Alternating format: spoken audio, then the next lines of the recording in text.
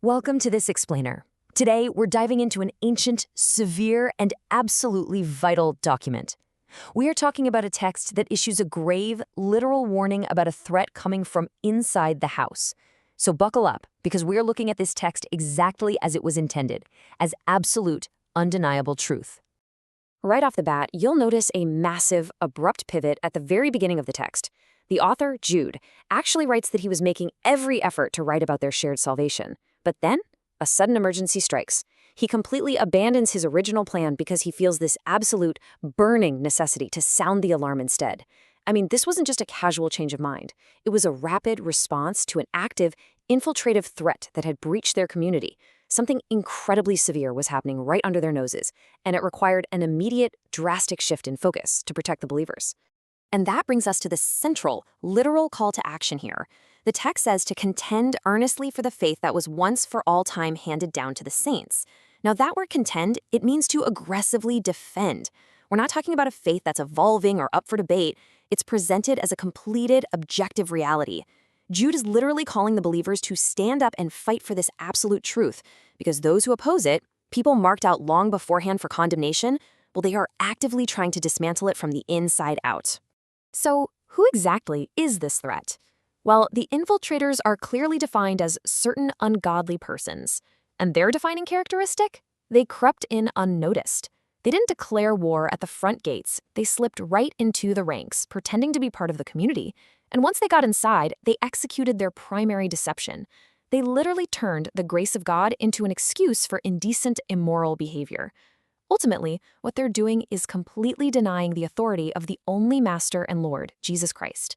Listen, this isn't just some abstract theology. This is objective, documented subversion. The threat is inside the gates. Now, to prove that God absolutely does not ignore rebellion, the text lays out 3 literal, documented historical precedents of severe divine judgment. First, think about the people saved out of Egypt. When they subsequently didn't believe, they were destroyed. Second, the angels who abandoned their proper dwelling place. The text states they are currently kept in eternal restraints under darkness, just waiting for the great day of judgment. And third, the physical, actual cities of Sodom and Gomorrah, because they indulged in sexual perversion and went after strange flesh, they were subjected to the punishment of eternal fire. You see, these aren't just symbolic allegories. They are concrete, historical facts meant to prove that inescapable judgment absolutely falls upon the ungodly. Building on that stark historical reality, the author gives us a concrete, behavioral profile of this threat hiding among the believers. These infiltrators have specific, highly identifiable traits. They literally dream up ways to defile the flesh. They flatly reject authority. They have the sheer, mind-boggling arrogance to speak abusively of angelic majesties. The text bluntly states that they disparage everything they don't actually understand, and the things they do know by instinct, they use those instincts to act like unreasoning animals. And it's precisely these base, animalistic behaviors that are going to lead to their absolute destruction. This really brilliantly illustrates the sheer audacity of these infiltrators by setting up a stark contrast. On the one hand, you've got the ungodly, right? They casually reject authority and hurl abusive speech at spiritual powers they can't even comprehend. But on the other hand, look at Michael the archangel. The text recounts a literal dispute where Michael was arguing with the devil over the body of Moses. Now, even Michael, literally one of the most powerful beings in existence, didn't dare pronounce an abusive judgment against the devil. Instead, he showed total restraint and deferred to ultimate authority, simply saying, "The Lord rebuke you." So if a mighty archangel shows that level of restraint, it shows just how dangerously out of line and marked for wrath the arrogant behavior of the ungodly really is. Jude then breaks down the devastating progression of their ruin. He links these current infiltrators directly to 3 literal historical rebellions from the Old Testament, pronouncing woe to them because they've walked the exact same path. Step 1, they've gone the way of Cain, embracing a man-made religion and harboring murderous envy. Step 2, for sheer pay, they've abandoned themselves to the error of Balaam, compromising truth and leading people into immorality just for financial gain. And step 3, they have perished in the rebellion of Korah, rising up against God-appointed leadership. Notice how the text views their destruction as so certain, so absolute, that it literally speaks of them perishing in the past tense. Their doom is already sealed by the path they've chosen. The text then uses these incredibly intense descriptions to expose the grim reality of who these people actually are. When you gather for your communal meals, these individuals are sitting right beside you, eating without a shred of fear. But they are hidden reefs, literal jagged rocks lurking beneath the surface, just waiting to tear your ship apart. They're shepherds who only feed themselves. They look promising, like clouds, but they bring absolutely zero water. They are autumn trees that yield no fruit, described chillingly as doubly dead and completely uprooted. They're like wild, chaotic waves of the sea, violently churning up their own shameful deeds like dirty foam. They are wandering stars, entirely off course, for whom the deepest gloom of darkness has been reserved forever. They bring absolutely nothing but spiritual death. Okay, so having thoroughly exposed their character and their destructive nature, the narrative shifts to the final, absolute truth of the text. To prove beyond a shadow of a doubt that these infiltrators will face divine justice, Jude cites ancient, inescapable prophecy.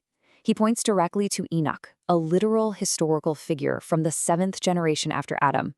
This is huge because it anchors the warning not just in the present emergency, but in a divine decree established at the very dawn of human history. The judgment of the ungodly isn't some new idea. It has been coming since the beginning of the world. And here is the prophecy Enoch actually delivered, and it is a terrifying, forceful reality. Behold, the Lord has come with many thousands of his holy ones, to execute judgment upon all, and to convict all the ungodly of all their ungodly deeds which they have done in an ungodly way, and of all the harsh things which ungodly sinners have spoken against him. Did you catch the repetition of the word ungodly? There is absolutely no escape clause here. The text promises a literal, impending execution of judgment. The Lord is coming with thousands of holy ones, and every single ungodly deed, every harsh word spoken in arrogance, is going to be met with exact, unyielding conviction. Before wrapping up, the text grounds this massive cosmic judgment right back into the everyday reality of the believers.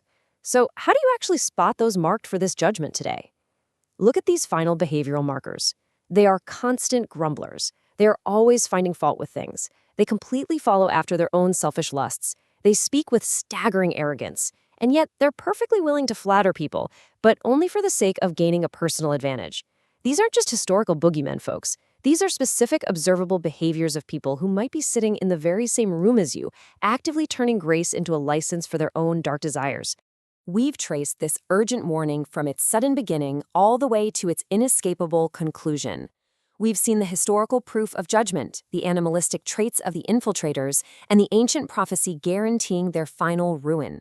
The threat is literal. The ungodly have crept in unnoticed, and they're acting as hidden reefs ready to cause a total spiritual shipwreck. The text has laid out the undeniable truth. So the big question that remains, the question that this entire document literally forces us to confront, is this. Knowing the absolute truth of this impending judgment, how will you step up? How will you contend earnestly for the faith against these hidden reefs today?